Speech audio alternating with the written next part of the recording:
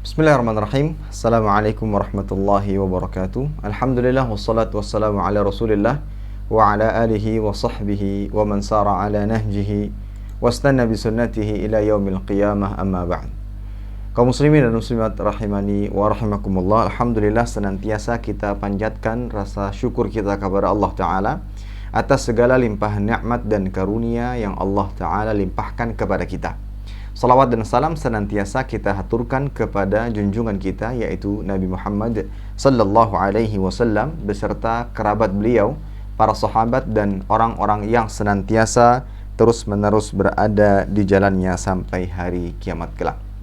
Kaum muslimin dan muslimat rahimani wa rahimakumullah, kembali kita melanjutkan kajian kitab Fikih Sunnah Wanita yang ditulis oleh Abu Malik Kamal bin Said Salim rahimahullah ta'ala. Dan kita masih pada pembahasan tata cara sholat sesuai dengan tuntunan syariat. Dan pada pertemuan kali ini insyaallah ta'ala kita akan membahas seputar tasyahud, yaitu tasyahud awal. Baik, kaum muslimin dan muslimat rahimani wa rahimakumullah, pada rakaat kedua, ya, setelah sujud kedua, maka seseorang yang sedang sholat disyariatkan untuk duduk tasyahud awal dan membaca doa tasyahud awal. Dan insya Allah nanti akan kita jelaskan bagaimana tata caranya dan bacaannya. Dan duduk tasyahud awal beserta bacaan tasyahud awal hukumnya adalah wajib. Hukumnya adalah wajib dan tidak termasuk rukun. Baik. Apa dalilnya? Dalilnya adalah dalam sebuah hadis dari Abdullah bin Buhaina, ia mengatakan, anna Nabi sallallahu alaihi wasallam shalla bihim adh-dhuhra faqama fi ar-rak'atain al-ulayain lam yajlis faqama an-nasu ma'ahu hatta idza qada shalah wa intadhara an-nas taslimahu kabbara wa huwa jalisun fasajada sajdataini qabla an yusallim thumma sallam. Nabi Shallallahu Alaihi Wasallam pernah mengimami para sahabat. Beliau salat di 2 rakaat pertama tanpa duduk. Maksudnya tanpa duduk tasyahud awal. Setelah 2 rakaat, setelah sujud kedua. Maka orang-orang pun ikut berdiri. Dalam arti makmum pun tidak tasyahud awal. Sampai ketika salat hampir selesai, para makmum menunggu beliau salam. Namun ternyata beliau bertakbir dalam keadaan duduk, lalu sujud 2 kali sebelum salam, yang mana ini dikenal dengan sujud sahwi. Insya Allah akan kita jelaskan pada kesempatan lain.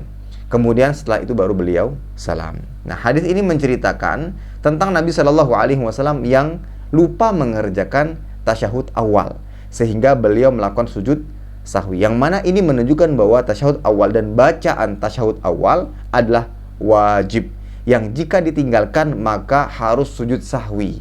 Ya, yang jika ditinggalkan harus sujud sahwi.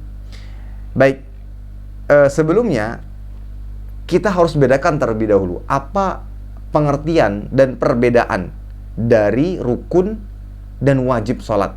Jadi di sana ada rukun dan wajib sholat, yang mana pada kesempatan-kesempatan sebelumnya kita sudah menyebutkan beberapa cara-cara sholat yang mana itu bagian daripada rukun, seperti duduk di antara 2 sujud. Di kesempatan sebelumnya kita jelaskan bahwa dia bagian daripada rukun.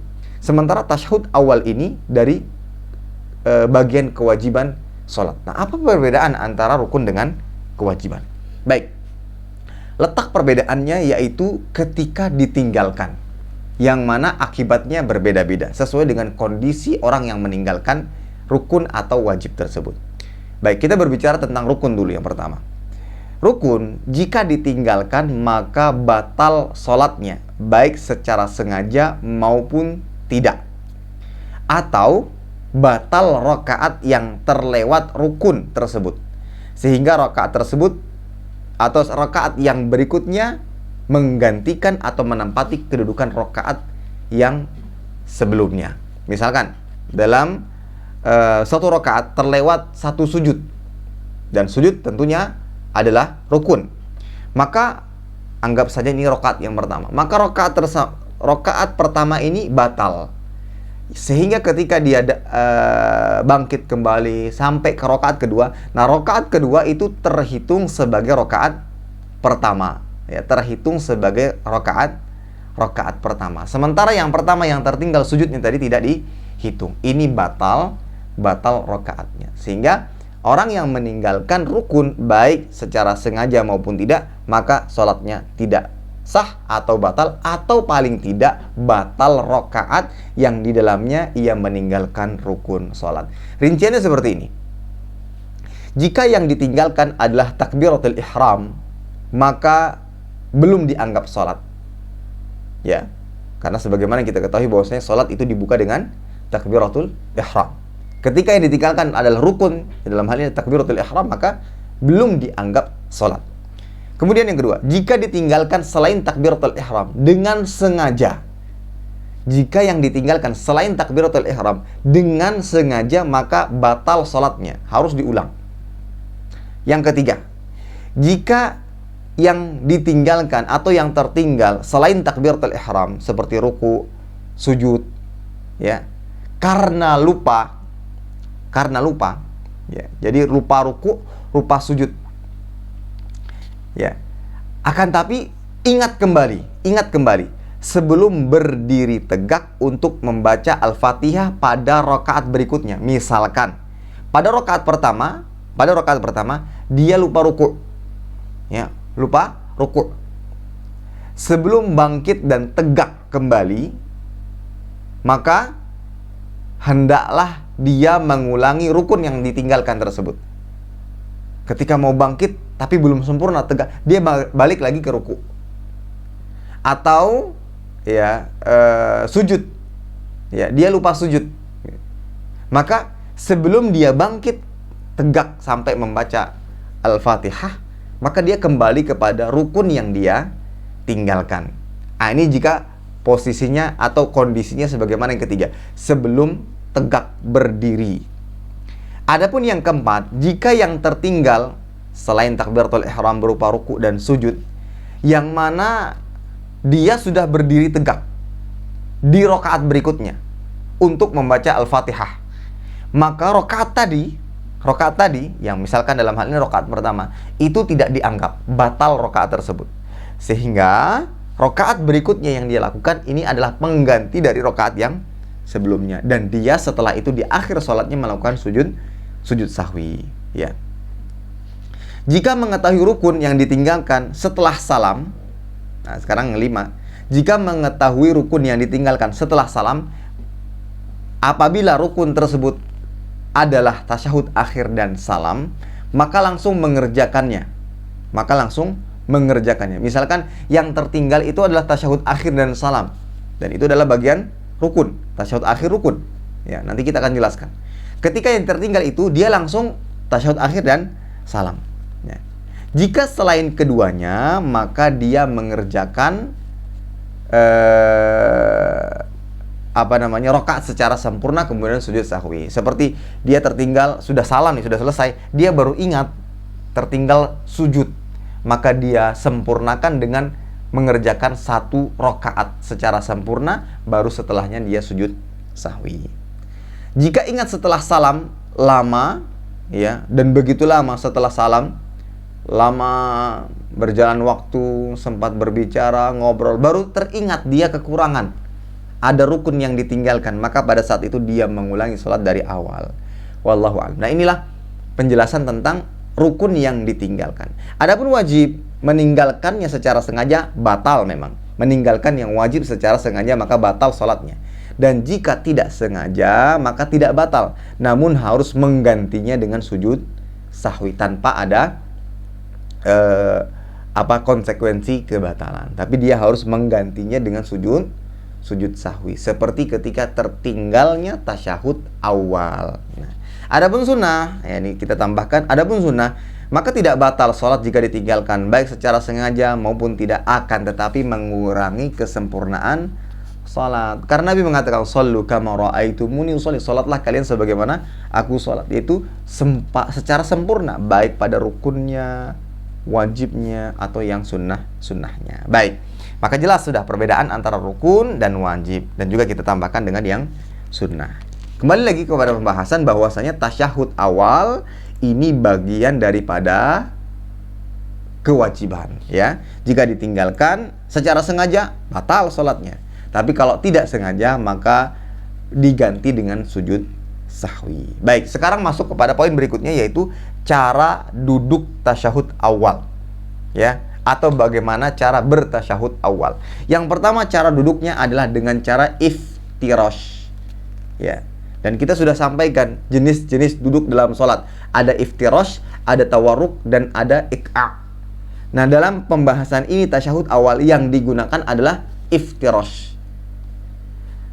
Kita bacakan kembali dalilnya sebagaimana tunjukkan dalam hadis al-musi' salatuhu, orang yang jelek salatnya kemudian ditegur oleh Nabi sallallahu alaihi wasallam, fa idza jalasta fi wasatis shalah fatma'in waftarish fakhidhakal yusra thumma tashahhad. Jika kamu duduk di tengah salat tasyahud awal, duduklah dengan tumakninah, bentangkanlah pahamu yang kiri kemudian bertasyahudlah. Juga termasuk dalam hadis lain dari Abu Humaid As-Sa'idi radhiyallahu ta'ala anhu, ia berkata, fa idza jalasa fi rak'atain jalasa ala rijlihi al-yusra wa nasaba al-yumna, wa idza jalasa fi rak'atil akhirah qaddama rijlahu al-yusra wa nasaba al-ukhra wa qada ala maq'adatihi. Nabi SAW jika duduk dalam salat di 2 rakaat pertama dalam tasyahud awal, beliau duduk di atas kaki kiri dan menegakkan kaki kanan. Nah, itulah yang dimaksud dengan duduk iftirash, ya, duduk iftirash. Baik, ketika duduk tasyahud, tangan kanan diletakkan di mana? Tangan kanan diletakkan di atas paha atau lutut kanan, dan tangan kiri diletakkan di atas paha atau lutut kiri dengan posisi telapak tangan membentang dan jari-jari menghadap kiblat. Jelas, ya? Tangan kanan di atas lutut kanan atau paha kanan, tangan kiri di atas paha kanan atau lutut kiri atau paha kiri dengan telapak tangan membentang dan jari-jari menghadap kiblat. Dalilnya adalah dari Abdullah bin Umar radhiyallahu ta'ala anhu, ia berkata, "Kana idza jalasa fi shalah wada'a kaffahu al-yumna 'ala fakhidhihi al-yumna wa qabada asabi'ahu kullaha wa asyara bi asbi'ihi allati talil ibham wa wada'a kaffahu al-yusra 'ala fakhidhihi al-yusra." Hadis diriwayatkan Imam Muslim. Jika Nabi Shallallahu Alaihi Wasallam duduk tasyahud, beliau meletakkan telapak tangan kanannya di atas paha kanannya, kemudian menggenggam semua jari tangan kanannya, kemudian berisyarat dengan jari telunjuk yang ada di sebelah jempol, dan beliau meletakkan tangan kirinya di atas paha kiri. Kemudian dari Wa'il bin Hujur juga, ia berkata, "Thumma qa'ada waftarasha rijlahu al-yusra wa wada'a kaffahu al-yusra 'ala fakhidhihi wa rukbatihi al-yusra wa ja'ala hadda mirfaqihi al-ayman 'ala fakhidhihi al-yumna thumma qabada al-ithnataini min asabi'ihi wa halaqa halqatan thumma rafa'a isba'ahu." Kemudian beliau duduk dan membentangkan kaki kirinya. Beliau meletakkan tangan kiri di atas paha dan lutut kiri dan memposisikan siku kanannya di atas paha kanannya. Kemudian beliau menggenggam 2 jarinya, kelingking dan jari manis seperti ini, ya, dan membentuk lingkaran dengan 2 jari jempol dan jari tengah seperti ini, dan berisyarat dengan jari telunjuknya. Jadi seperti ini, ya. Nah, yang kita garis bawahi di sini adalah bahwasanya itu adalah dalil bahwa letak tangan itu, tangan kanan di atas paha kanan atau lutut kanan, dan tangan kiri diletakkan di atas paha kiri atau lutut kiri, tangan membentang dan menghadap ke arah kiblat. Baik. Yang ketiga, isyarat telunjuk. Nah, dalilnya apa? Sudah disebutkan tadi. Ada 2 dalil. Yang pertama dari Abdullah bin Umar, yang kedua dari Wa'il bin Hujur radhiyallahu ta'ala anhuma. Dari Abdullah bin Umar disebutkan bagaimana telunjuk atau telunjuk kita ketika kita sedang tasyahud. Disebutkan yang digunakan adalah tangan kanan, ya, jari jemari di kanan. Berdasarkan yang disyaratkan bahwa Nabi sallallahu alaihi wasallam wada'a kaffahu al-yumna 'ala fakhidhil yumna wa qabada asabi'ahu kullaha. Nabi sallallahu alaihi wasallam meletakkan telapak kanannya di atas paha kanannya dan menggenggam jari jemarinya seluruhnya, wa asyara bi asbi'ihi allati tali ibham, kemudian memberikan isyarat dengan jari telunjuk yang ada di sebelah jempol. Nah, baik. Dan begitu pula disebutkan dalam hadis Wa'il bin Hujur. Berdasarkan 2 dalil di atas, kita ketahui 2 cara yang boleh digunakan dalam memberikan isyarat telunjuk. Yang pertama, jika berdasarkan hadis dari Abdullah bin Umar, maka cara memberi isyarat dengan telunjuk adalah dengan menggenggam seluruh jari-jari kecuali jari telunjuk. Jari telunjuk inilah yang memberikan isyarat. Jadi seperti ini modelnya. Ya, seperti ini. Adapun berdasarkan hadis dari Wa'il bin Hujr adalah ya, wa ja'ala thumma qabadha ithnatain min asabi'ihi wa halaqa halqatan thumma rafa'a isba'ahu, yang mana kemudian beliau menggenggam dua jarinya, yaitu kelingking dan jari manis. Seperti ini digenggam, ini dua digenggam.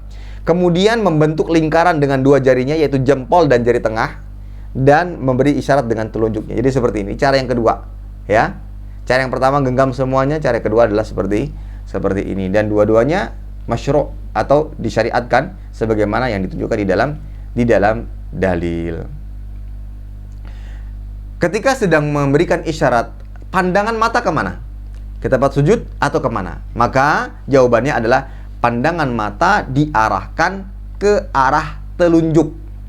Dan hal ini disebutkan oleh beberapa hadis, ya. Di antaranya dari Ibnu Umar radhiyallahu taala anhuma, wa asyara bi usbu'ihi allati talil ibham ilqibah wa rama bi basarihi ilaiha. Beliau berisyarat dengan jari telunjuknya yang ada di sebelah jempol ke arah kiblat dan memandang jari tersebut. Jadi kalau sedang tasyahud, pandangan matanya ke arah telunjuk. Kenapa nggak di arah kiblat? Apa di tempat sujud? Karena ya seperti itulah apa yang disampaikan atau diberitakan kepada kita. Baik, sekarang kapan kita mulai memberikan isyarat? Nih, kapan kita seperti ini atau seperti ini? Apakah dari awal tasyahud, ataukah ketika membaca bacaan tertentu di dalam bacaan tasyahud, atau bagaimana? Ya, ada yang mengatakan ketika mengucapkan la ilaha illallah baru membuat isyarat telunjuk. Ada yang mengatakan dari awal. Ada yang mengatakan sejak illallah. Ada yang mengatakan kata Allah baru kita memberikan isyarat telunjuk. Baik, perhatikan riwayat berikut dan mungkin dari sini kita akan mengetahui jawabannya. Dari Ibnu Umar radhiyallahu ta'ala anhu, beliau mengatakan, anna Rasulullah sallallahu alaihi wasallam kana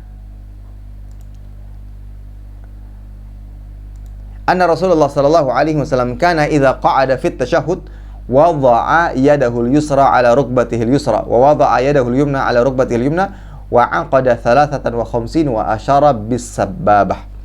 Jika Nabi sallallahu alaihi wasallam duduk untuk tasyahud, beliau meletakkan telapak tangan kanan tangan kirinya di atas lutut kirinya, dan beliau meletakkan tangan kanannya di atas lutut kanannya, dan jari-jarinya membentuk 53, ya, seperti ini ya. Sedangkan telunjuknya beri isyarat. Baik, letak pendalilannya di mana? Disebutkan di awal hadis idza qa'ada fit tasyahud, jika beliau duduk untuk tasyahud, yang mana ini menunjukkan bahwa memberikan isyarat itu dimulai sejak awal tasyahud, ya. Berdasarkan hadis ini, kana idza qa'ada fit tasyahud, ketika beliau duduk di tasyahud, letakkan tangan kanan di atas lutut kanan, kiri di atas lutut kiri, dan kemudian apa? Memberi isyarat dengan telunjuknya. Nah, ini berdasarkan ini maka memberikan isyarat dari awal tasyahud. Dikatakan oleh Syekh Abdul Aziz bin Baz rahimahullah taala, as-sunnah an tushir bis-sababah yuqimu sabab min awal julus fil tahiyyat at-tasyahhud awal wal akhir. Yang sesuai sunnah dalam memberi isyarat dengan telunjuk itu mengancungkan jari telunjuk sejak mulai dari duduk tasyahud awal dan akhir. Jadi kita berdasarkan dalil ini, hadis ini, ya, berdasarkan dalil ini dan hadis ini. Dan ini sahih yang diriwayatkan oleh Imam Muslim. Dan kalau kita lihat praktek Nabi Shallallahu Alaihi Wasallam disebutkan idza qa'ada fit tasyahhud, jika beliau duduk di tasyahud. Ini menunjukkan apa? Ketika sudah duduk di tasyahud, ya sudah, posisi tangan kanan di atas lutut kanan, tangan kiri di atas lutut kiri, ya. Kemudian apa? Memberi isyarat. Jari jemari yang lainnya bisa menggenggam atau membentuk seperti ini atau seperti ini, kemudian memberikan telunjuk. Jadi ketika duduk langsung ini berdasarkan mafhum al-hadits. Baik, sekarang bacaannya. Sekarang bacaan doa tasyahud. Bacaan doa tasyahud. Berdasarkan hadis ada 3 macam. Ada beberapa macam.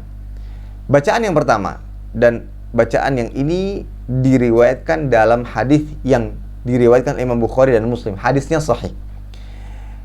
Dari Ibnu Mas'ud radhiyallahu taala anhu, kunna naqul at-tahiyyah fi shalah wa nusammi wa yusallim ba'duna ala ba'd.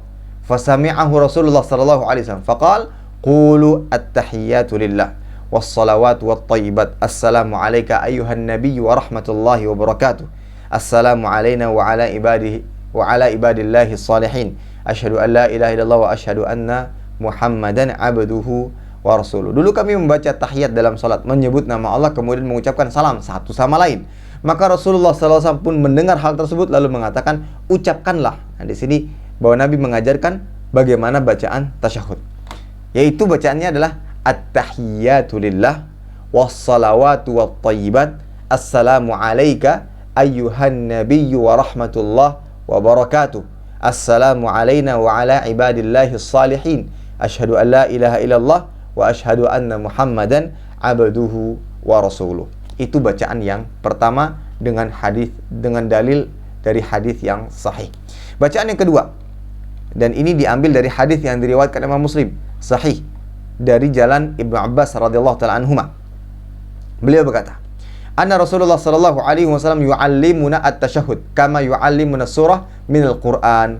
Fakana yaqul at-tahiyyatul mubarakatus salawatut thayyibatu lillah. Assalamu alayka ayyuhan nabiyyu wa rahmatullahi wa barakatuh. Assalamu alayna wa ala ibadillahi salihin. Asyhadu an la ilaha illallah wa asyhadu anna Muhammadar Rasulullah. Rasulullah sallallahu alaihi wasallam mengajarkan kepada kami bacaan tasyahud sebagaimana mengajarkan bacaan surat dalam Al-Qur'an. Jadi betul-betul diajarkan. Dan beliau mengucapkan, ya, at-tahiyyatul mubarakatus salawatut thayyibatu lillah. Dan ini letak perbedaan dengan yang sebelumnya. Assalamu alayka ayyuhan nabiyyu wa rahmatullahi wa barakatuh. Assalamu alayna wa ala ibadillahi salihin. Asyhadu an la ilaha illallah wa asyhadu anna Muhammadar Rasulullah. Kalau yang pertama wa asyhadu anna Muhammadan abduhu wa rasuluh.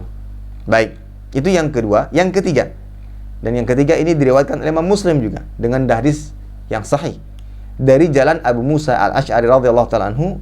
Rasulullah sallallahu alaihi wasallam bersabda, wa idza kana 'indal qa'dah falyakun min awwali qawli ahadikum at-tahiyyatut thayyibatus salawatu lillah. Assalamu alayna. Assalamu alayka ayyuhan nabiyyu wa rahmatullahi wa barakatuh. Assalamu alayna wa ala ibadillahi salihin. Asyhadu an la ilaha illallah wa asyhadu anna Muhammadan abduhu wa rasuluh. Ya. Jika kalian duduk tasyahud dalam salat, hendaklah yang pertama kali kalian baca adalah at-tahiyyatut thayyibatus salawatu lillah. Assalamu alayka ayyuhan nabiyyu wa rahmatullahi wa barakatuh. Wassalamu alayna wa ala ibadillahi salihin. Asyhadu an la ilaha illallah wa asyhadu anna Muhammadan abduhu wa rasuluh.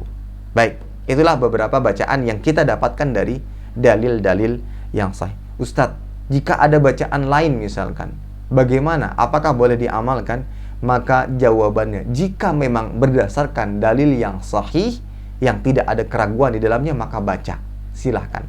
Akan tapi jika masih simpang siur, benar tidaknya, maka kita menggunakan yang pasti. Walaupun harus menghafal lagi nggak apa-apa. Ini lebih menenangkan hati ketika kita dapati bacaan inilah yang sahih.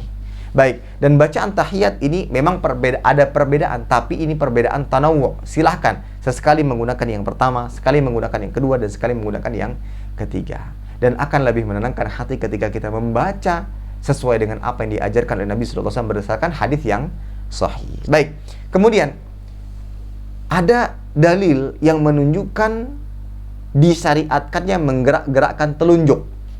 Dan dijelaskan yang dimaksud dengan menggerak-gerakkan telunjuk itu adalah ketika mengisyaratkan seperti ini, ya, ketika tasyahud, itu menggerakkannya adalah seperti ini, ke kanan dan ke kiri, bukan seperti ini. Dan ini dijelaskan oleh salah seorang murid dari Syekh Albani rahimahullah ta'ala.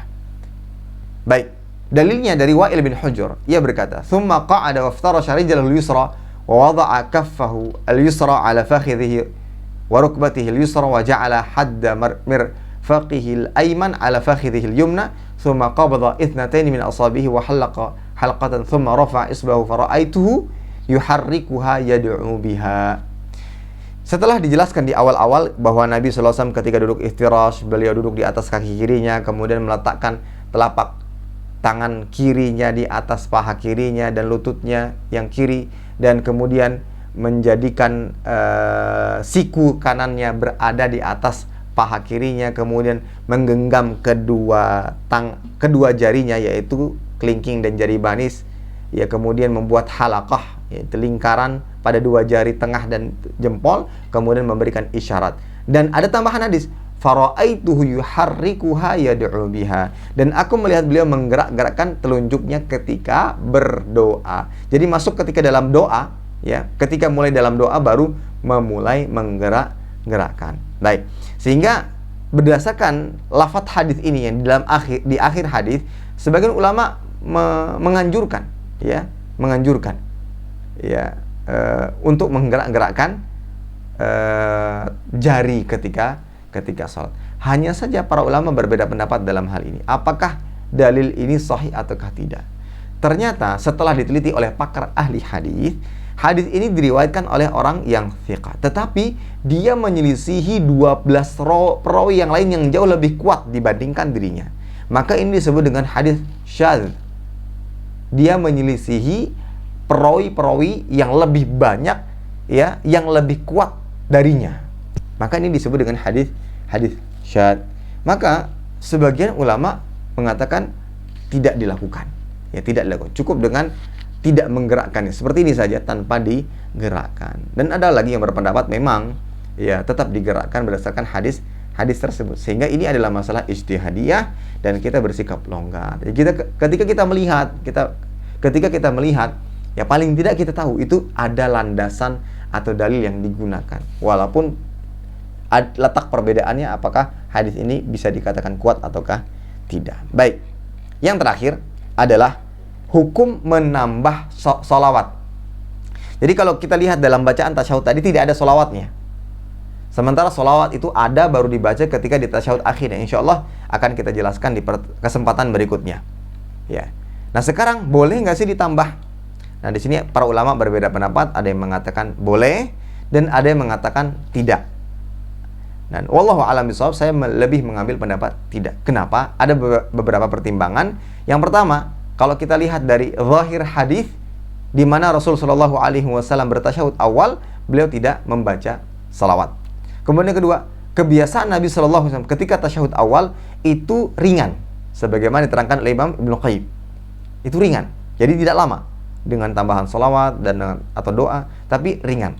Kemudian ketiga, terdapat dari hadis dari Ibnu Khuzaimah bahwa Rasul Shallallahu Alaihi Wasallam membaca tasyahud dalam duduk tasyahud awal dan beliau tidak berdoa. Sehingga Allah a'lam bishawab, saya lebih mengambil pendapat tidak perlu ditambahkan dengan salawat. Baik. Wallahu a'lam bishawab, mungkin ini dulu yang bisa kita sampaikan pada kesempatan kali ini tentang tasyahud awal. Tadi awalnya kita ingin tambahkan dengan tasyahud akhir karena setelah kita lihat, setelah kita siapkan, tasyahud akhir memiliki pembahasan yang cukup panjang. Terlebih lagi dalam khilaf perbedaan para ulama tata cara duduk tasyahud akhir pada sholat-sholat yang hanya satu tasyahud. Insya Allah kita akan jelaskan, kita berusaha akan sampaikan apa yang dijelaskan oleh para ahli ilmu tentang masalah tersebut di kesempatan berikutnya.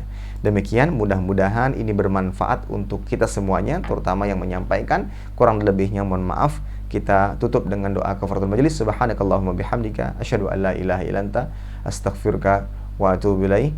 Assalamualaikum warahmatullahi wabarakatuh.